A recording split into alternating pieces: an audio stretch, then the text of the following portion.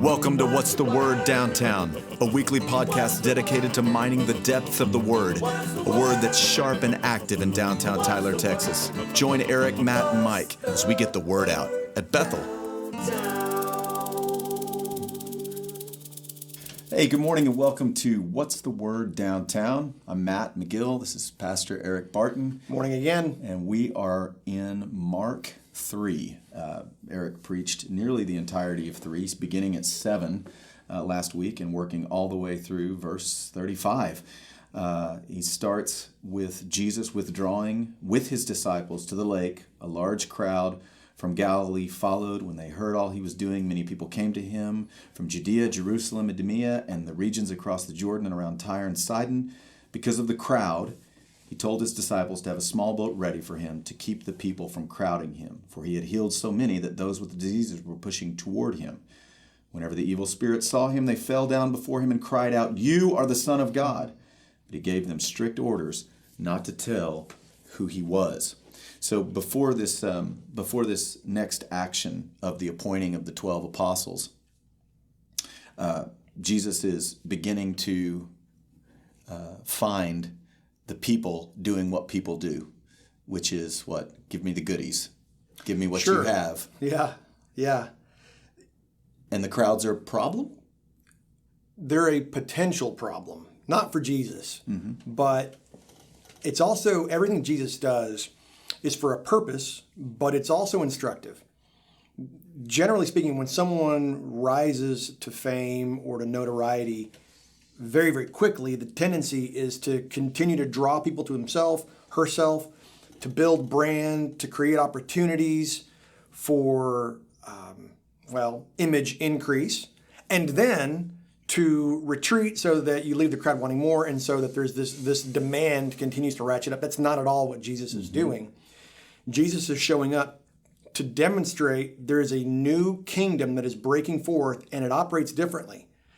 A Caesar or an emperor or a king or a lord or a despot from any other rule, any other entity would have tried to garner to himself all sorts of praise, all sorts of adulation, all these kinds of things.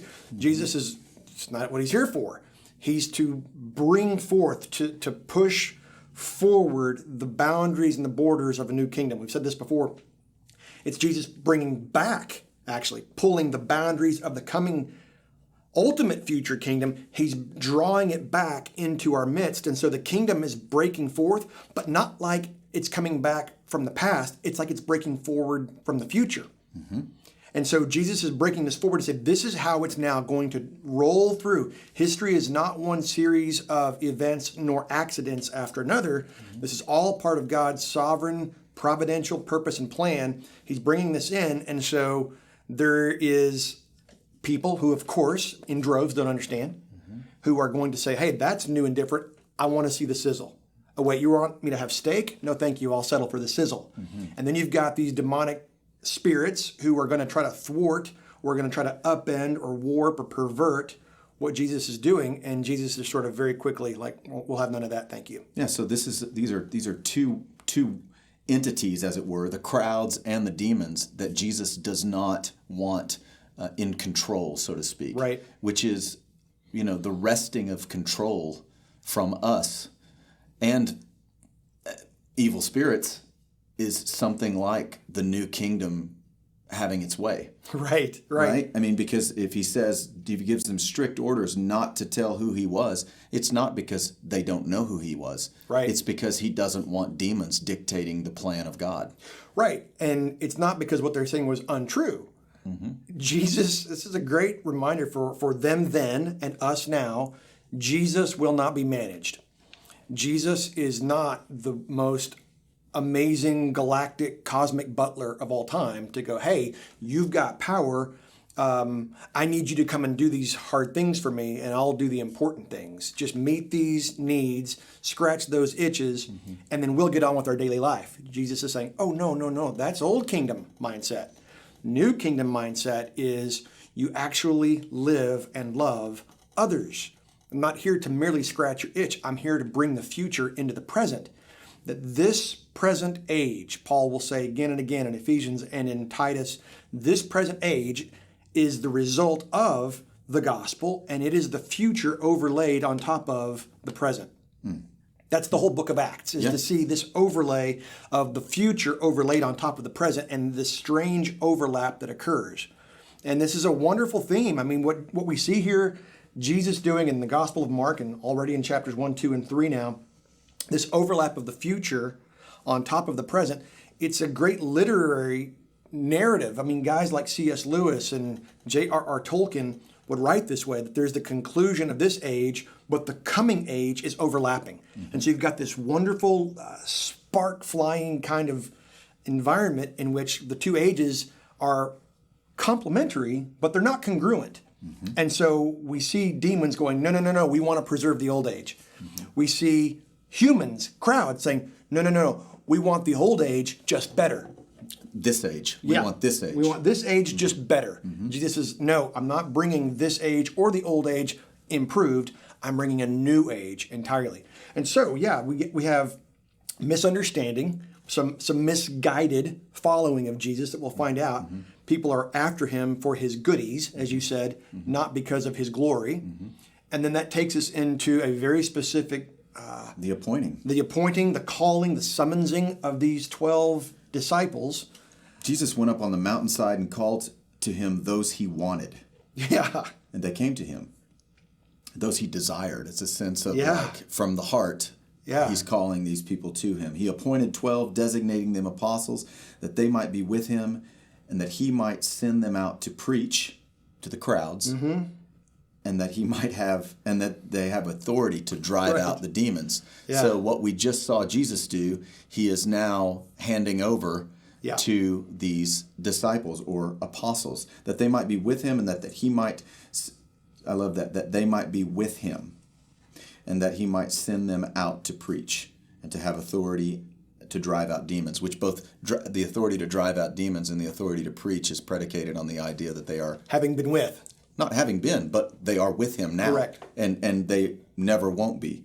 And to have authority to drive them. These are the 12 he appointed. Simon, to whom he gave the name Peter, James, son of Zebedee, and his brother John, to whom he gave the name, how do I say this? Boanerges. Boanerges, which means sons of thunder. Andrew, Philip, Bartholomew, Matthew, Thomas, James, son of Alphaeus, Thaddeus, Simon the Zealot, and Judas Iscariot, who betrayed him.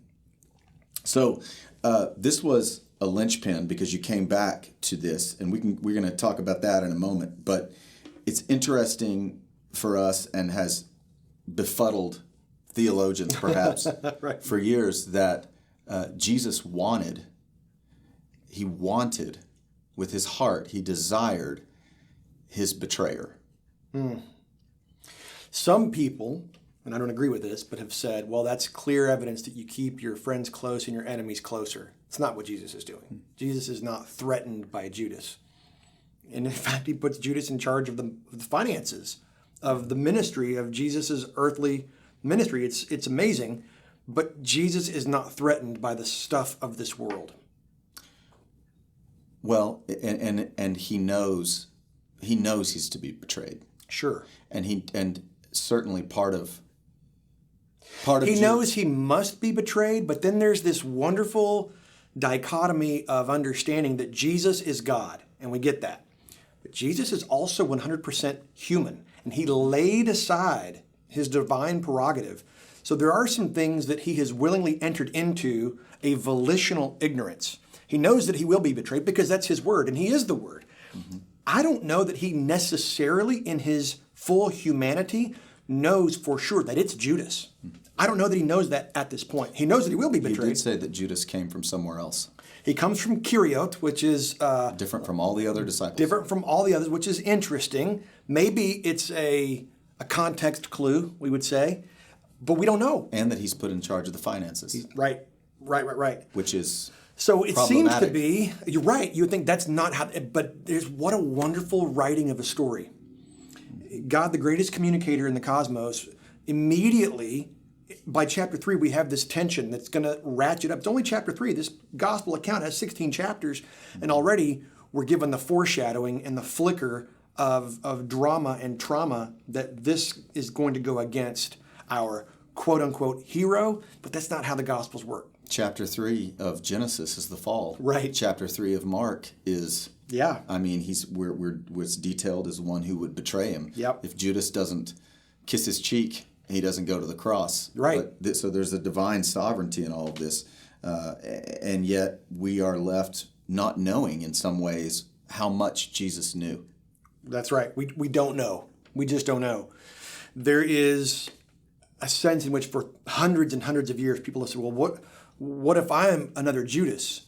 The very fact that you want not to be indicates that you're not. But somebody had to play that role. Praise God, it wasn't me. Well, somebody had to be Caiaphas, the high priest, who seals his fate. But praise God, it's not me. And so that's what these gospel accounts bring us to, is to go, oh, I love this guy. I want to be in this guy's presence forever and always. That's different from what Judas and Caiaphas were after. And so that's instructive.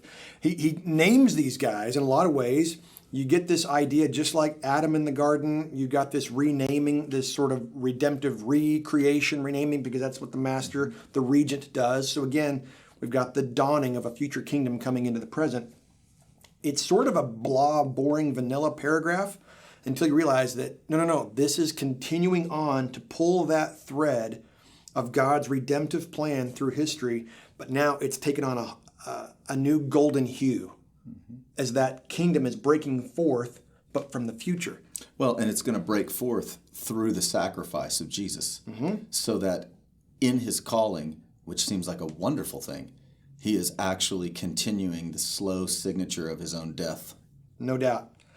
And he'll never do anything to escape or to lessen his inevitability. The reason he came, Emmanuel, God with us, is so that we would be with God. And he knows that that's going to have to mean that he will have to be apart from God, in a sense, at what we call the dereliction, the judgment poured out on him at the cross. He never, ever glances or winces from that. He goes directly into it. And that's exactly what we have in verse 20 when it says, then Jesus entered a house. We have a lot of entering of houses in this in this thing. And, symbolically, this is a sense of like Jesus has entered into our space. And when we say our space, we're talking about the space of fallen man. We're talking about the old kingdom. That Jesus enters in and avails himself to that sin which splatters most coldly on him.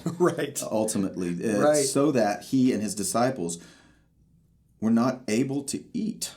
Entered a house, and again a crowd gathered, so that he and his disciples were not even able to eat. When his family heard about this, they went out to take charge of him, for they said, he is out of his mind. It's crazy. It's this wonderful collision of ages or kingdoms. Capernaum is up in the north, on the northern shore of the Sea of Galilee. As far as that half of the nation of Israel, that's the center of learning. That's where the scribes from the north would have been that were trying to interpret the law. And in fact, that was sort of like, if you could make it in Capernaum, you might get sent up to the big leagues, to the show in Jerusalem. And so there is this wonderful precursor to what's going to ultimately happen in Jerusalem. It's happening in Capernaum. It seems like a little backwater of a town, but it's a center of learning. And it stands right on the precipice, right on the border and the verge of what we're going to find out at the end of chapter 4 and into chapter 5 is the other side. That's why it happens in Capernaum. He goes into this house. There's all this interest, all this collision of ideologies of what is the kingdom, how does life work. Jesus is so overwhelmed he can't even eat. Now, in the West, we hear that and we go, well, so there was just a lot of conversation. No. You don't not eat. In a Semitic culture, there's what we call, in Jerusalem, they have a Jerusalemite lunch, where they just put out all these little bowls, all these little spices and hummus and we had one time. Yeah, it's amazing. And people are always doing this. You're just never not moving your hands and moving your mouth. Just moving your hand, moving your mouth. And so when the text says they can't even eat, that's a crush of humanity. Like that's against normative experience inside a home. You're eating and experiencing hospitality. They can't. But he enters in to the house to be essentially taken captive in a way. I Yeah. mean, he's not able. He loses his ability to take care of himself, as it were, to the degree that the crowds that he could avail himself to the crowds in some ways. And so this seems absolutely out of mind for people who esteem that the only way things work is if you take care of number one first, so that then you'll have. Yeah. But his family, who well-meaning cares about him, but his very family is still anchored in an old kingdom conception. That's right. Of a scarcity-riddled reasoning. There's That's right. not enough to go around. You've got to feed yourself. How will you be able to do your work, son? Right. We're Right. worried about you. Right. Well, and then you think, if the high priest of the time had have come from Jerusalem and entered a house, they would have cleared the house. He would have had a very formal banquet experience by himself to esteem his regal place of prestige, right? Mm-hmm. Jesus is the high priest, we find out much later, and he's totally sworn, and he doesn't push them away. He doesn't push them away. His family tries to go, hey, you're outside yourself. You're out of your mind. This is not how things are supposed to be. And Jesus is saying, no. This is how things will be. I am entering into the crush. I'm not here to esteem myself. I'm not here to drive out the Romans or whatever other expectation was there. I'm here to be sought, to have everybody who is gasping with thirst.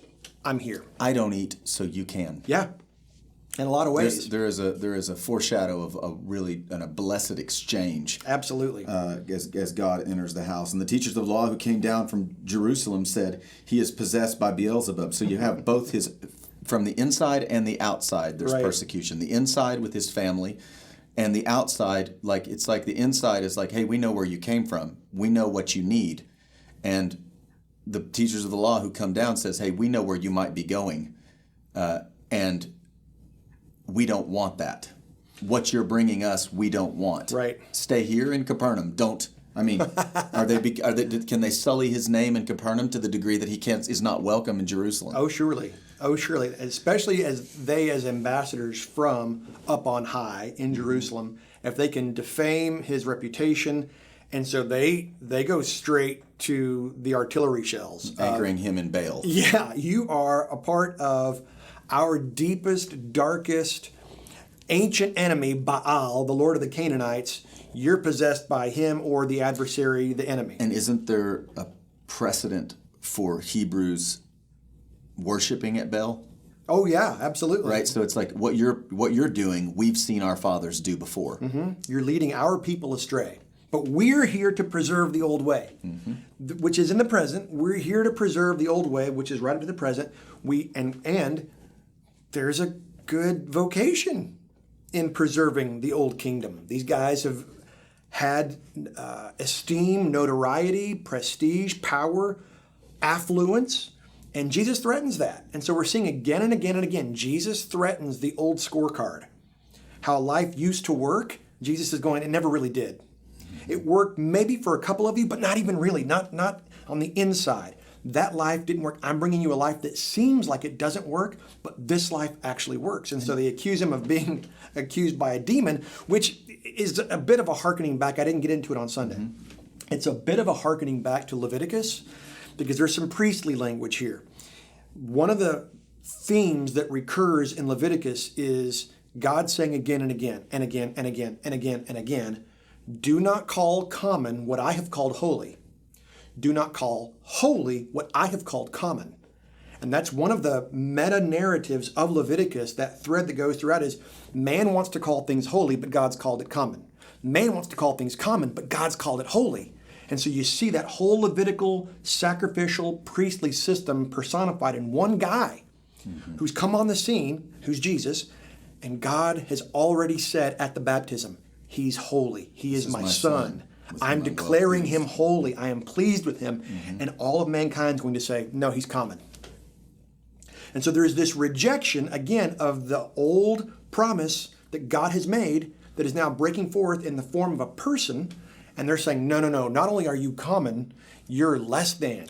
Calling a bad thing good and a good thing bad. That's right. Martin Luther would talk about. And the idea that our crises or our interruptions or disruptions in what we, because our hearts are idol factories, we make idols of our situations. We make idols of the things that are even seem to be good. We try to make ultimate. And God in Christ is this day, whatever day you're watching this, is this day seeking to deliver you back to sanity, where you stop calling the thing ultimate that's actually common and start acknowledging He who is ultimate, who you, by your calling this thing ultimate, have reduced God somehow. You've reduced God in your mind's eye and in your heart. And so Jesus is about turning this perspective upside down so that we can see that Jesus operates out of already being called good. Yes.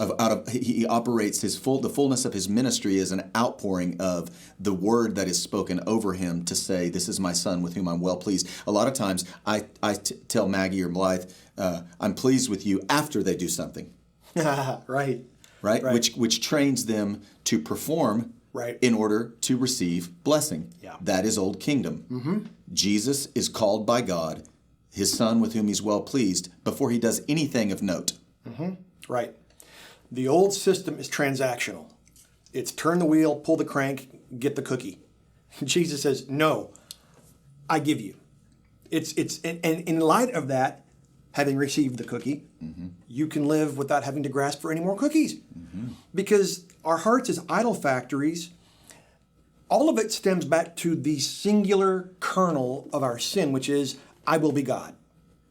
I will be God. And I can be little God, or I can be little s, sovereign, in a construct or a context that I have control. But Jesus says, you're dangerously unqualified to have that control, and I love you so much that I will demonstrate that you shouldn't have that control. That is a vestige of our fallenness. The corruption, the corrosion of our mind is that we think we can control, and it's been very celebrated in our culture. Captain of my fate, master of my soul, all these kinds of things, and Jesus goes, no, I love you way too much for that. And so he enters into this very central expression that he gets to in verse 27 when he talks about the binding of the strong man. And this is such a brilliant God-man way of summarizing the previous 3 chapters of Mark's gospel, and also preparing for the remainder of Mark's gospel. Satan is strong. He has the whole world in captivity. It's a hostage situation. If I come and just obliterate the strong man, then I wipe out all the hostages. I'm not going to do that. I've already demonstrated that I have more strength by going into the wilderness, being tempted for 40 days. I'm stronger, and I'm now showing you with the casting out of demons, with the healing of withered hands, with the, we'll see even as the gospel tension increases, the raising to walk in newness of life of people who have died. I'm stronger, and I'm going to rescue, and I'm offering rescue to any and all who will be taken out of the strong man's house. I have that power, and I have that will, and I'm that good, I will do it, whatever it takes. And I have to go into the strong man's house. I mean, again, there's this intimate language of Jesus entering into the darkness. Yep. Volitionally, not because he has to, whatever that might mean, because he must, because he loves the Father, yes, but because he loves us more than we'll ever fully comprehend. I mean, the heart of Jesus is stirred to visceral, grunting weeping when he considers the plight of all of these people, sheep without a shepherd. And so I will rescue my sheep from this strong man. I'm stronger. And they just can't understand. They know what he's talking about. They know exactly what he's talking about. And he sees it. He discerns it just like he discerned when the paralytic was lowered down. He discerns their hearts. And he says, let me just tell you. He doesn't accuse them of this. The text is careful. He doesn't accuse them of this. He speaks to them in parables. He speaks to them in parables. And lets the Holy Spirit do its work in a way. Absolutely. And yet, he's very cautionary and very clear. Listen, if you attribute what I'm doing or the work of the Holy Spirit to the work of the enemy, that is going to put you in a cycle and a repeated hamster wheel of consequence that, should it go into eternity, there's no forgiveness for that. So the window of forgiveness for that closes at physical death. As much as I would like that to not be the case, that's the case. And so there's no forgiveness for that sin of perpetual disbelief. Now, it's not a thing where, hey, this one time when I was 8 years old, I failed a math test in the 3rd grade, and I shook my fist at God and said, God, I hate you. Well, that's it. I'm out forever. Absolutely not at all what Jesus is talking about. But is there something here for us, and you'll have to tell me about the proper hermeneutic, right? But is there something for us in so much as like attributing to Satan or attributing to the devil the places of our life that we can't understand, the valleys, if you will? Do we not deprive ourselves from the very God who is present in the midst of it? Like, if I say this thing that's happening, if this is of darkness, or this is of, the God has nothing to do with this, it's like, am I not depriving myself of the very illumination and sort of in my own functional theology undoing what Paul has said when he writes, for this what is it that he's working all things for the good of those who are called according to his purposes.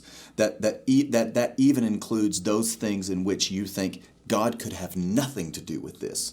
That this scripture is saying Jesus enters into your house to bind up that strong man, that old dead man within you, to redeem you again and again and again. Call it a good thing, even if it hurts like hell. Right.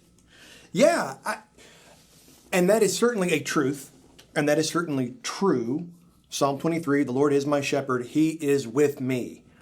And we have to acknowledge that. We must be prescient of that truth at all times. In particular, however, this specific text is talking about, hey, this 28 comes after verse 27. Well done. When he goes into this deal of truly, truly, I say to you, if you reject what I'm doing in this specific telling of going into the strong man's house and binding him because I'm stronger, and that specific thing, that is tantamount to disbelief or a rejection of the salvific invitation or summons that God gives, the general call. That specifically, there's no forgiveness, because that rejection persists until the very moment you confess it as sin. Now, Jesus doesn't go into a fully orbed systematic theology or soteriology here, but we know from the rest of our New Testament, any and all sin is obliterated the moment it's acknowledged as sin. And so he goes on to say, all blasphemies, all things that men utter will be forgiven. So that's kind of also how we know. But it is a saying, I see what you are claiming, I reject that. There's other paths up the mountain. God says, no. If that begins to push you on a path of divergence and seals you, your conscience gets seared. Romans 1, God turns you over increasingly to your own self. And ultimately, there's no forgiveness for that. So we didn't talk about this again on Sunday because there's just not enough time, even though it was a long morning. There's a gross, I think, misunderstanding of what hell is. And when we talk about hell, we should also do so with a tremor in our voice and a tear in our eye, because it's unspeakably horrific. And I know that the church for 2,000 years has gotten it wrong in trying to celebrate the glories of unjust sinners. And it's a horrible thing. Jesus never, ever, ever talked about hell glibly. It's a horror. But hell is not because this sin of adultery or this sin of dishonesty or this sin of theft, it takes 100,000 years to pay for dishonesty. It takes 250,000 years to pay for adultery. No, that's not at all. Hell is the perpetual judgment for disbelief. And so when Jesus says this, it sort of shakes the earth's crust under our feet, or it should. Hey, listen, disbelief is a really big deal. And so the whole Gospel of Mark, written by Mark to some Romans from Rome, who is Jesus? Who do you say that he is? What do you do with Jesus? It's time to ask yourself. The Last Crusade, Indiana Jones, as he's in the temple, the guy asks him, the villain, it's time to ask yourself, Dr. Jones, what do you really believe? Not what do you understand, not even what do you actually confess that you agree with, but what do you actually stand on? What do you really believe? And so that's Mark's question as he's orienting all of these things together, writing both to the churches of Rome, but also to non-believers so that they might believe. What do you do with Jesus?